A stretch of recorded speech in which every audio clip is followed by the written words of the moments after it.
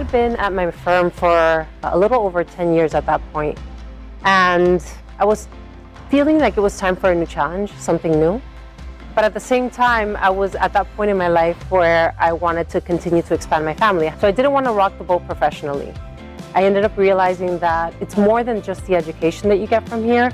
It's also the community feel that this program provides, because what that will help you do is have the support system that you need in order to carry everything forward, being a mother, an employee, a wife, and a student. The beginning of the third semester came along and I had my baby. You have a lot of sleepless nights. You have to miss a few classes, of course, because I'm having a baby in the middle of it.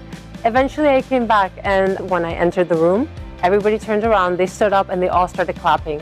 And it was one of the most magical moments for me. We were together on Mondays having a group call. I was trying to burp my baby off camera, and somehow with the support system that I had, I was able to make it work and pull through.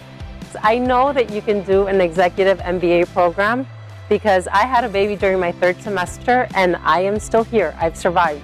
It's not easy, but if you create the right support system and you learn how to prioritize and you learn how to delegate, it can definitely work.